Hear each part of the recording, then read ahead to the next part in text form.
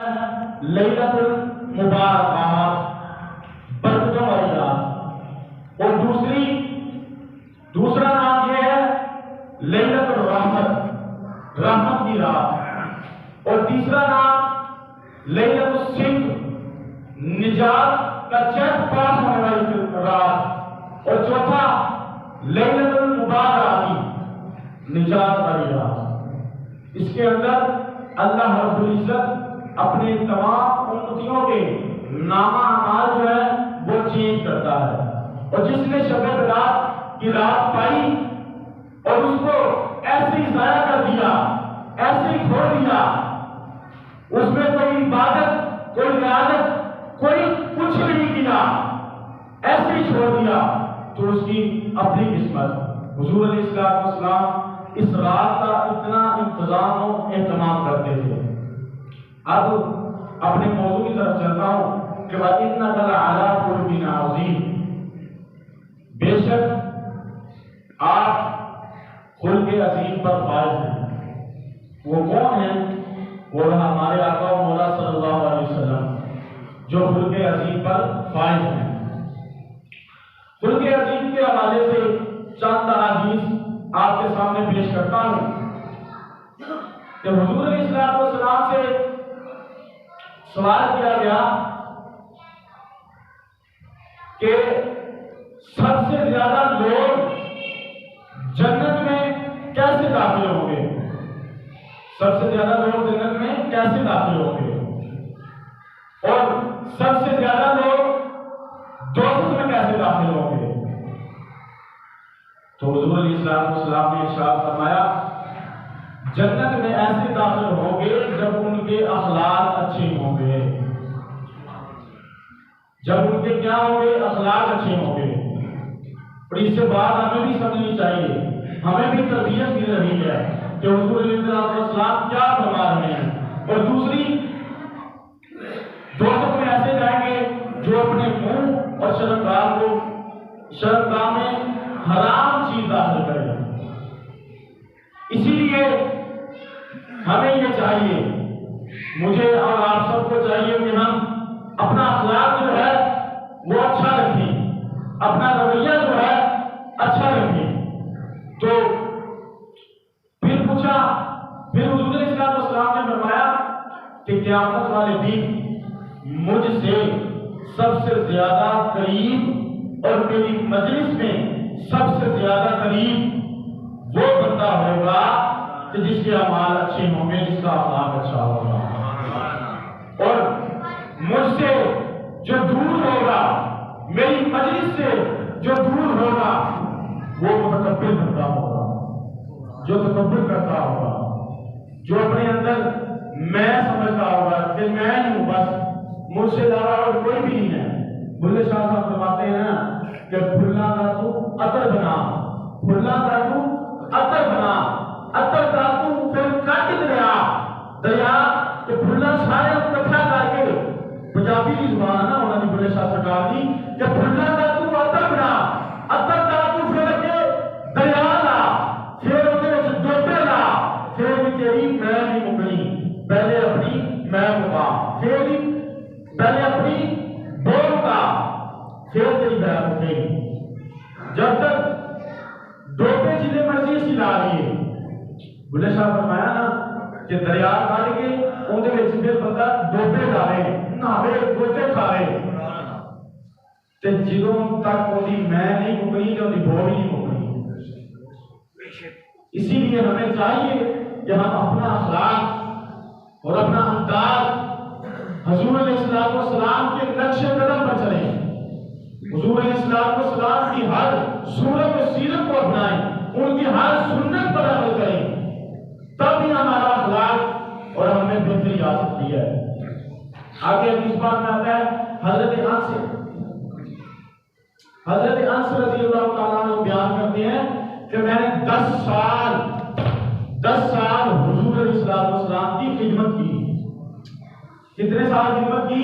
10 سال حضور علیہ السلام کی خدمت کی۔ اور آگے جو بات ہے وہ سننے والی ہے کہ حضور علیہ السلام کی کتنے سال خدمت کی؟ 10 سال۔ جب 10 سال خدمت کی تو فرماتے ہیں کہ حضور علیہ السلام نے مجھے 10 سال کے اندر اف تک نہیں کہا. 10 سال کے اندر مجھے اف تک نہیں کہا.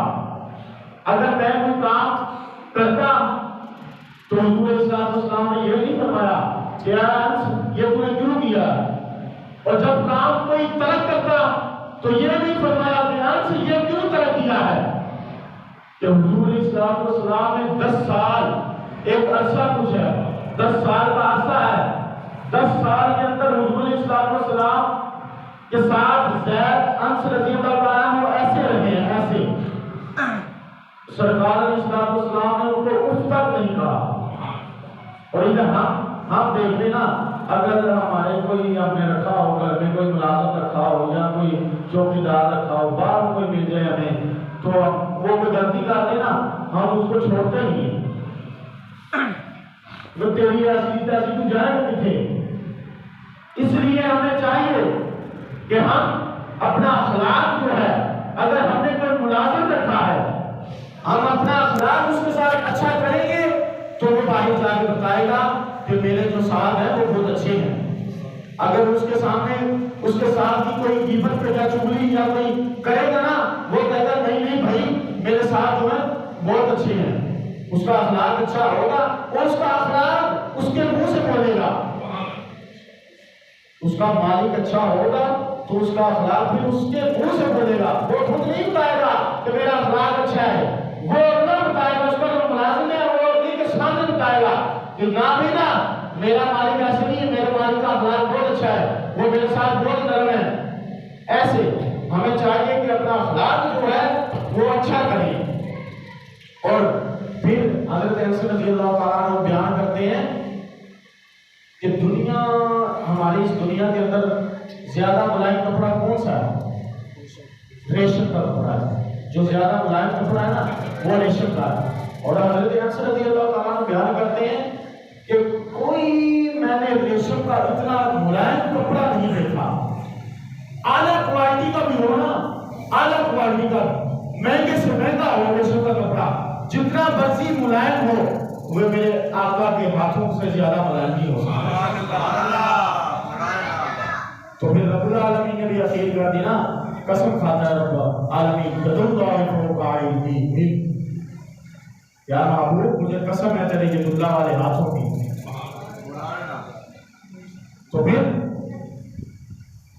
آگے بیان کرتے ہیں کہ میں نے 10 سال حضور کی خدمت میں گزارے, اور 10 سال کے اندر اور اس کے بعد جب تک میری زندگی رہی میں نے کوئی ایسی مشک عطر کی خوشبو نہیں سونگھی جیسے میرے آقا کے پسینے کی خوشبو.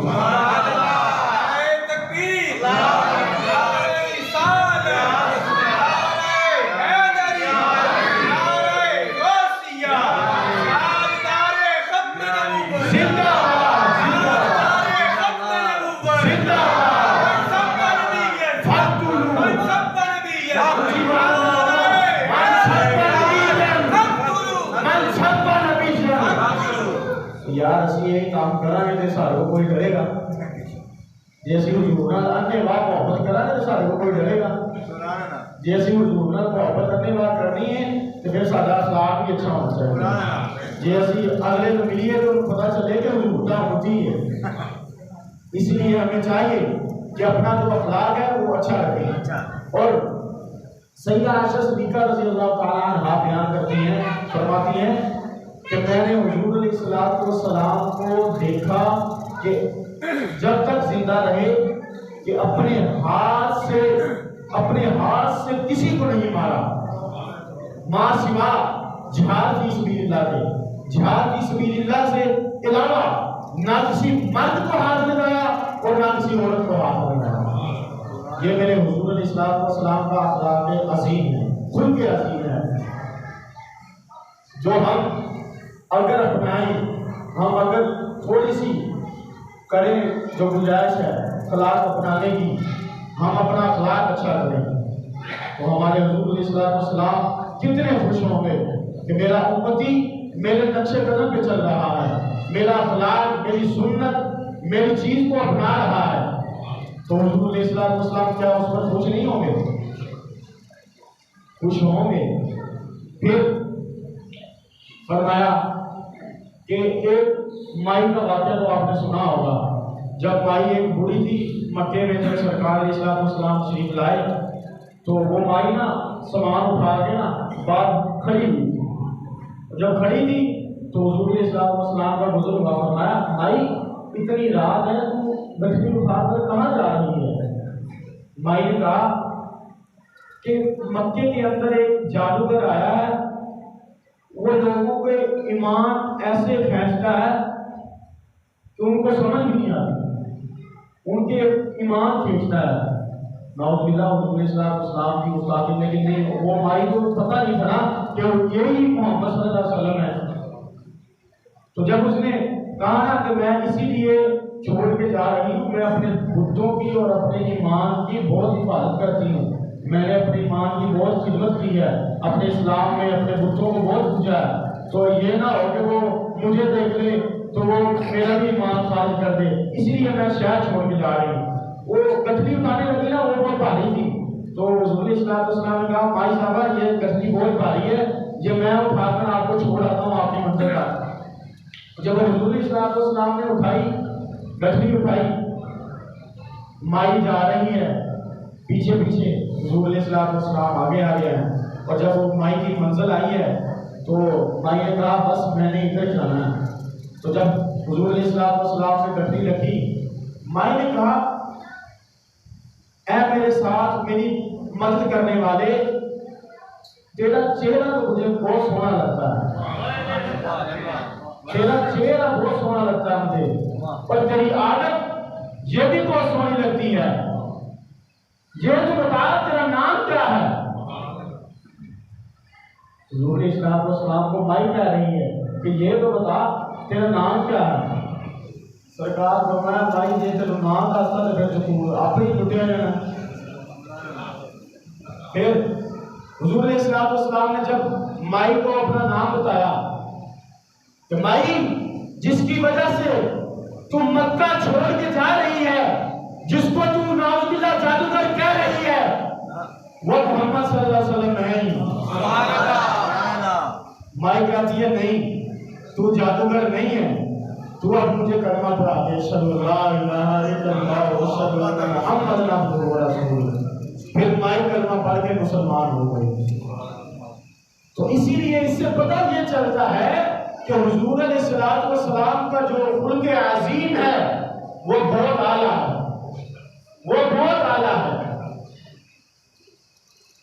پھر جب ایک مائی کا تو واقعہ ہے، پھر نا ابو جہل دیکھا، آپ نے ابو جہل کا تو نام سنا ہی ہوگا۔ ابو جہل کا جو اسلام کے خلاف اس نے بہت مخالفتیں کی ہیں، اسلام کی بہت مخالفتیں کی ہیں، اسلام کی بہت بے حرمتی کی ہے۔ تو جب ابو جہل تو گزر گیا، ابو جہل تو مر گیا، جب اس کا بیٹا تھا نا علقمہ بن جہل، وہ بھی اس کے نقشے قدم پر چلتا تھا۔ جب اس کے نقشے قدم پر چلنا، وہ بھی اسلام کے خلاف باتیں کرتا، وہ بھی اسلام کے بے حرمتیاں کرتا، اور جب اس کو پتہ چلا نا کہ حضور علیہ السلام مکہ تشریف لے آئے ہیں تو وہ بھی مکہ چھوڑ کے بھاگنے لگا۔ وہ اپنا سامان اکٹھا کرتا ہے، سامان اکٹھا کر کے دریا کے پاس جاتا ہے، کشتی کے اوپر اپنا سامان رکھتا ہے، تو اس کی جو بیوی ہوتی ہے نا، اس کو زوجہ، وہ ام ہانی، وہ جو ہوتی ہے نا، وہ اس نے تو حضور علیہ السلام کا کلمہ پڑھ لیا ہوتا ہے، اس کا حضور علیہ السلام کا اس نے کلمہ پڑھ لیا ہوتا ہے، وہ اس کے پاس جاتی ہے، اس کو لے کے آتی ہے، پہلے جاتی ہے حضور علیہ السلام کے پاس کہ سرکار جب آپ مکہ کے اندر تشریف لائے ہیں نا تو میرا جو میاں ہے نا وہ مکہ چھوڑ کے جا رہا ہے کہ اب وہ آ گیا ہے جس کو دیکھ کر دنیا کلمہ پڑھ لیتی ہے، میں اس لیے یہاں نہیں رہ سکتا، اگر میرے باپ نے اسلام کے خلاف کی ہے، ساری زندگی اسلام کی خلاف ورزی میں گزاری ہے، تو میں بھی اس کے نقشے قدم پر چل رہا ہوں، اسی لیے میں یہ مکہ شہر ہی چھوڑ کے جا رہا ہوں۔ تو جب وہ جاتی ہے کہ میرا میاں جو ہے نا وہ مکہ شریف چھوڑ کے جا رہا ہے، یہ شہر چھوڑ کے جا رہا ہے کہ ادھر جادوگر آ گیا، وہ ایمان کے سودے کرتا ہے، ایمان لوگوں پہ خراب کرتا ہے، تو اس نے کہا آپ مجھے مانت دیں، آپ مجھے ضمانت دیں کہ میرے میاں سے آپ کچھ نہیں کہیں گے، میرے میاں سے آپ کچھ نہیں کہیں گے۔ سرکار نے فرمایا جی ٹھیک ہے ہم آپ کی بات مانتے ہیں۔ پھر وہ گئی ہے اپنے میاں کے پاس، دریا کے کنارے گئی ہے، کشتی پر سوار ہونے لگا ہے، کشتی پر سامان رکھا ہے اور کہتی ہے اس کی بیوی کہ میں اس محمد صلی اللہ علیہ وسلم کے پاس گئی ہوں، وہ کہہ رہا ہے کہ نہیں میں اس کو کچھ نہیں کہتا، میں اس کے باپ کو برا نہیں کہتا۔ جو ابو جہل کا بیٹا تھا اس کو عوام برا کہتی تھی، اس کے باپ کی وجہ سے اس کو برا کہتی تھی، اور اسی لیے بندہ چھوڑنے لگا تھا۔ تو حضور اسلام نے فرمایا کہ نہیں میں اس کو، پھر جب اس کو پتہ چلا نا کہ وہ آ رہا ہے، کسی نے خبر دے دی حضور السلام کے بعد کہ اکرمہ بن جہل آ رہا ہے، تو حضور السلام اپنے صحابہ کے ساتھ وجود سے صحابہ کو کہا کہ اے میرے صحابہ اکرمہ بن جہل آ رہا ہے، اس کو کسی نے کچھ نہیں کہنا، اس کے باپ کو برا نہیں کہنا۔ اگر ہم حضور السلام یہ جو بات کی ہے نا کہ جب جو بندہ مردے کو برا کہے گا، مرے ہوئے کو برا کہے گا، وہ زندے کو اس کی تکلیف ہوگی۔ یہ دیکھیں یہ بات کتنی اعلیٰ کی ہے حضور السلام نے کہ آپ اگر کوئی ہمارے سے کوئی ادھر سے لڑائی ہو جائے، ہم اس کے جو ہوتا ہے نا بڑا ہوتا ہے پچھلے والا، اس کا نانا دادا اس کی دادی، اس کو بھی نہیں چھوڑتے، سارے کو لگ دیتے تھے، ایک کو لائن چلا کے سارے کو لگ دیتے تھے۔ اس بات اسی لیے حضور السلام نے فرمایا اے صحابہ تم اکرمہ بن جہل کو کچھ نہیں کہو گے، اس کے باپ کو برا نہیں کہو گے۔ جب اکرمہ بن جہل آیا تو حضور السلام نے اسے اسلام میں خوش آمدید کہی، اسلام میں خوش آمدید کہا، تو پھر اکرمہ بن جہل کیا کہتا ہے؟ وہ کیا کہتا ہے؟ کہتا ہے حضور اب میں کیا کہوں؟ سرکار نے فرمایا، پنجابی کہہ رہے ہیں آگے تو گل رہ ہی نہیں گئی، یہ تو کہہ نہ سکے، بس تم یہ کہہ دو اشہد ان لا الہ الا اللہ واشہد ان محمد عبدہ ورسولہ۔ اکرمہ بن جہل ابو جہل کا بیٹا، ایک کافر کا بیٹا، حضور علیہ السلام کے اخلاق کو دیکھ کر، خلق عظیم کو دیکھ کر وہ بھی کلمہ پڑھ کے مسلمان ہو گیا، وہ بھی کلمہ پڑھ کے مسلمان ہو گیا۔ تو پھر اگر زید بن حارثہ رضی اللہ تعالیٰ عنہ آپ کی 8 سال عمر تھی، 8 سال کی عمر میں آپ گواہ ہوئے تو کافروں نے لا کرنا مکہ میں خرید و فروخت کر دیا۔ مکہ میں خریدا کس نے؟ حضرت حکیم بن زحام، انہوں نے خریدا 40 درہم کے بدلے۔ تو پھر حضرت خدیجہ رضی اللہ تعالیٰ عنہا ان کی پھپھی ان کو ہبہ کرتا ہے، ہبہ کا مطلب تحفہ کر دیا، ان کو تحفہ کیا۔ انہوں نے حضرت خدیجہ رضی اللہ تعالیٰ عنہا نے حضرت زید بن حارثہ کو حضور علیہ السلام کی خدمت میں لے گئی۔ جب حضور علیہ السلام کی خدمت میں لے کر گئی تو حضرت زید بن حارثہ نے حضور علیہ السلام کی خدمت میں حاضر ہوئے، حضور علیہ السلام کی خدمت کرتے رہے، ساری زندگی حضور علیہ السلام کی خدمت کرتے رہے۔ لاپتہ سے گھر سے ماں باپ پیچھے سے پریشان تھے کہ ہمارا اتنا عرصہ ہو چکا ہے، ہمارا جو بیٹا ہے وہ ہم سے جدا ہے، اس کی جو جدائی ہے وہ ہم سے برداشت نہیں ہو رہی۔ حضرت زید بن حارثہ اتنے سال گم رہے، ان کے ماں باپ بے چین بے سکون رہے۔ آج ہمارے باپ جو ہیں ہم ان سے جدا ہو جائیں، وہ ہماری جدائی کا صدمہ برداشت کریں گے؟ نہیں، وہ ہماری جدائی کا صدمہ برداشت نہیں کر سکتے۔ تو پھر ایک حاجیوں کا قافلہ آیا، جب ایک حاجیوں کا قافلہ آیا تو اس کے اندر ایک زید بن حارثہ کو جانتا تھا، اس نے جا کر فرمایا کیا حارثہ تیرا جو بیٹا ہے نا زید، وہ حضور علیہ السلام کی بارگاہ میں ہے۔ تو اسی وقت حارثہ حضرت کعب اپنے بھائی کو لے کر حضور کی بارگاہ میں حاضر ہو گئے۔ جب حضور علیہ السلام کی بارگاہ میں حاضر ہوئے تو حضرت زید بن حارثہ حضور علیہ السلام کے ساتھ بیٹھے ہوئے تھے، حضور علیہ السلام کے ساتھ بیٹھے ہوئے تھے۔ تو پہلے اس کا باپ اس کو دیکھ کر بہت خوش ہوا کہ ایک ہمارا نبی آقا مولا صلی اللہ علیہ وسلم کے ساتھ ہم تو ایسے ہی مانتے ہیں نا حضور السلام والسلام کو الحمدللہ بے دیکھیں، تو وہ جو حضور السلام والسلام کے ساتھ بیٹھا ہوگا اس کا کیا عالم ہوگا؟ اس کا باپ بہت خوش ہوا، پہلے اس کو ملتا ہے، باپ بیٹا آپس میں ملتے ہیں اور مل کر پہلے خوب روتے ہیں، پھر حضور السلام والسلام کی بارگاہ میں حادثہ عرض کرتے ہیں یا رسول اللہ، ہاتھ جوڑ کر عرض کرتے ہیں یا رسول اللہ صلی اللہ علیہ وسلم، زید میرا بیٹا ہے، یہ 8 سال کی عمر سے لاپتہ ہے، یہ نہیں ہے، تیرا زید بیٹا ہے، میں اجازت دیتا ہوں اس کو اپنے ساتھ لے جا۔